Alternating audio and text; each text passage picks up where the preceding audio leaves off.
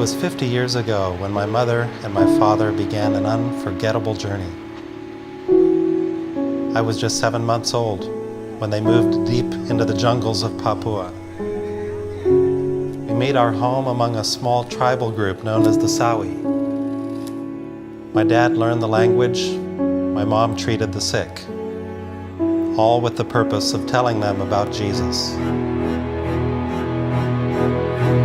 But the people did not respond. The Sawi were headhunters. They were cannibals. They lived in a constant state of war. As time passed, we began to lose hope that the gospel would take root. My parents were faced with a decision. Finally, Dad explained to the Sawi that if they kept on fighting, we could no longer stay. But the Sawi were desperate to keep us around, so they finally agreed to make peace with each other. In order for that to happen, each Sawi village gave an infant, a baby boy, to their enemies, and this child became known as the Peace Child. It was through this unexpected exchange, buried deep in their culture, that my parents were given a perfect opportunity to share the gospel with the Sawi, to explain to them that God sent His very own Peace Child, Jesus, to make peace with us. It's been 50 years since that day, and we're very anxious to see how the Sawi are doing.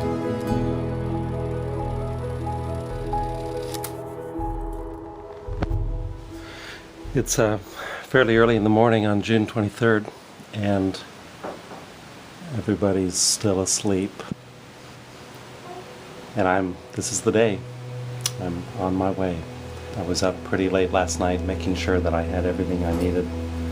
And I hope I haven't forgotten anything. I got quite a few gifts for people.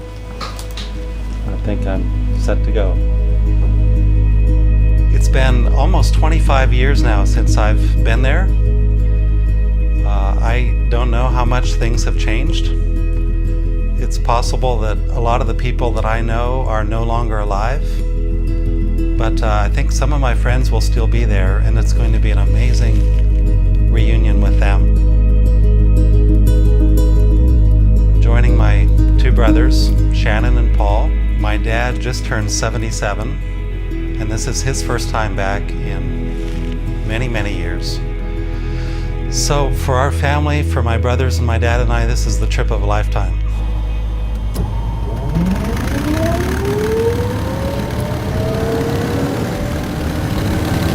So now we climb, all we do is climb, and we'll just keep on climbing until the day we die, until the day that we die.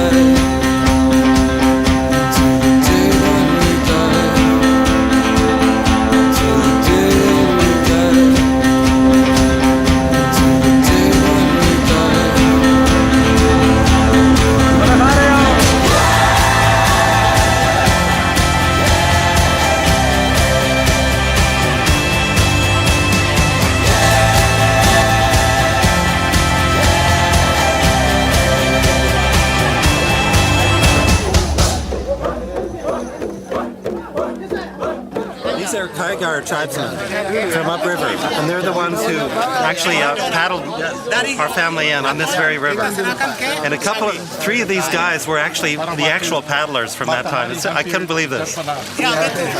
He's so proud because he said we gave him to the Sawi. Yeah, they're real proud because they said they gave up their mom and dad and gave them to the Sawi, their enemy tribe.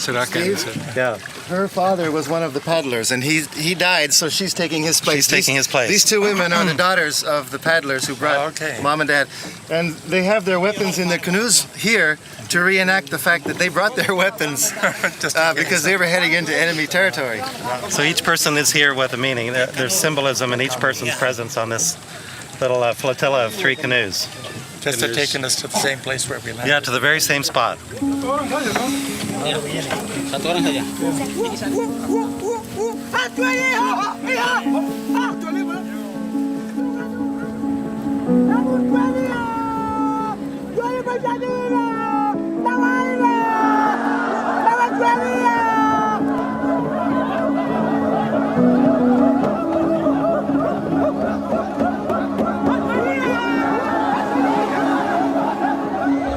way you wouldn't hear someone say, "It's great to see so many old people."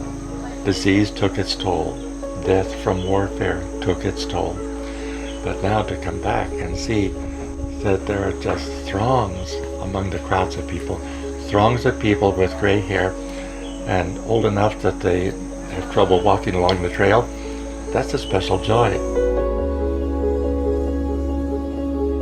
So they've reached out and they've invited, I think, 5 tribes around them. So they're making themselves a base because something really significant happened among them. And it seems like this has been implanted in the hearts of the Sawi, that they aren't meant to just sit around enjoying Christ and getting fat and happy. The whole point is to reach out and share it with others. So they're doing that. We're seeing it in action. He's explaining he's from a remote village, and after the Bible was translated, someone brought the scriptures to him, and he believed. Isaac. He's taken a Christian name called Isaac. They really rolled out the red carpet. Hundreds and hundreds of people from 5 different tribes were here. And for me, the emotion was just overwhelming.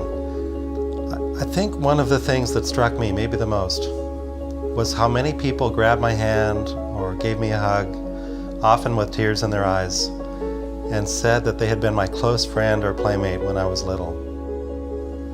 And I was surprised how many of the older people are still alive who actually witnessed my parents' arrival. So it's amazing to see the legacy of God's grace through my parents in their obedient step of faith 50 years ago.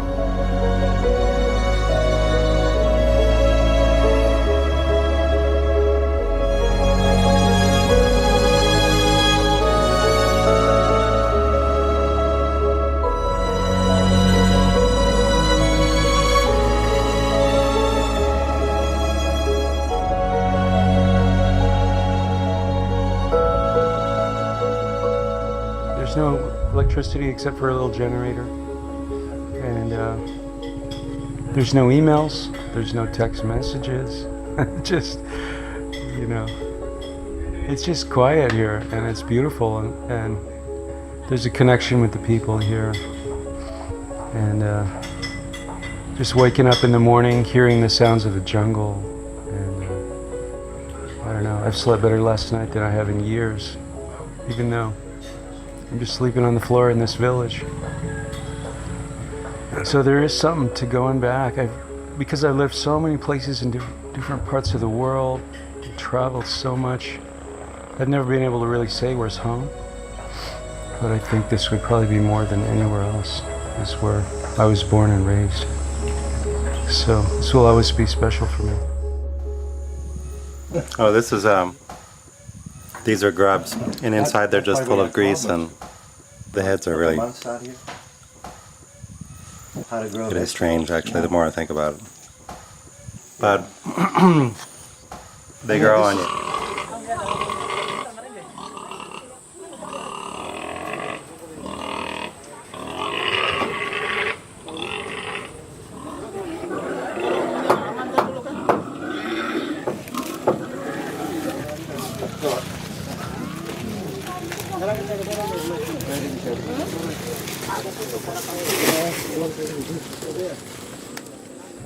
When we came for the first time, there was a lot of enmity between the tribes. Coming back after so many years, to see the relationship between these people where there's really almost no line of demarcation between them. They're just treating each other like brothers and sisters. They love each other. They love each other. They share the leadership in the church services. They're intermarrying now, too. And they're intermarrying. Yeah. So the walls that have been broken down by virtue of the gospel's impact are very, very obvious. We'd been told we'd be helping to baptize 50 new believers. And so the first 2 groups came down, about 25 each. And I thought that must be it. And then they kept coming, filing down into the water, 25 at a time. And I personally baptized 15 out of these 25 groups. So assuming it was 15 at each time, that's 325. Some missionaries here from other parts of the country who are helping to educate and disciple and reinforce the work of those parents with And the all of younger them have generation. read Peace Child. And they've all been influenced by Peace That's a Child. big reason why they're here. Yeah.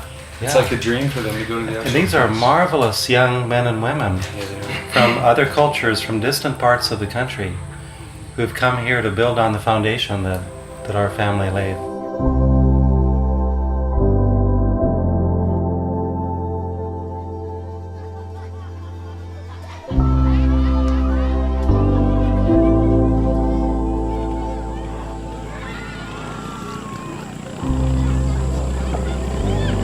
This was our yard around here. My dad made this bridge that I'm standing on more than 40 years ago, probably 45 years ago.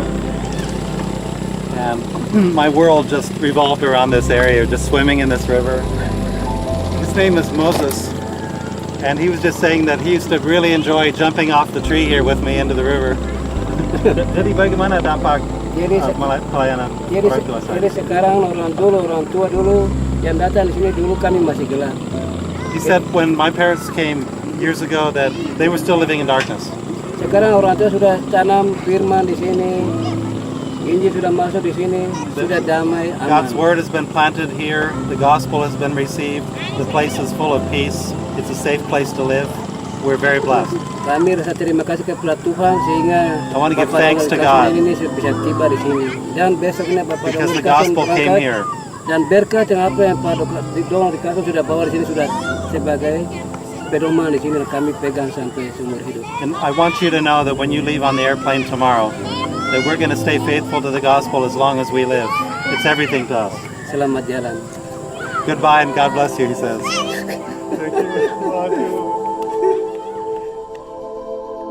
The younger generation is really thriving. There are lots of challenges, but they're aggressive. They're taking places of leadership.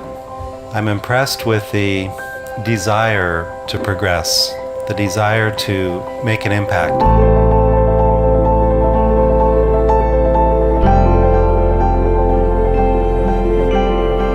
I'm encouraged that these tribes that used to be mortal enemies are so close to each other now. They see themselves almost as one.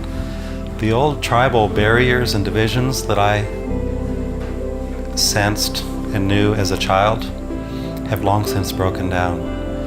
And they really feel themselves as being one people.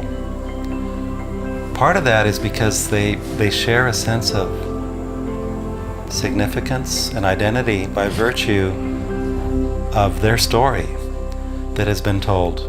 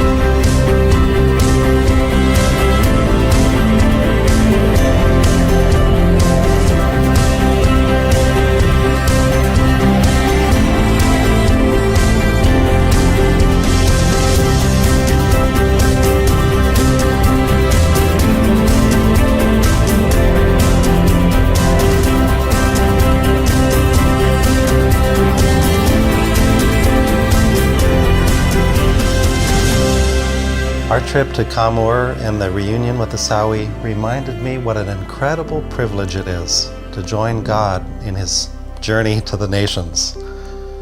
And it makes me wonder how many more people around the world are still waiting to experience what the Sawi have experienced.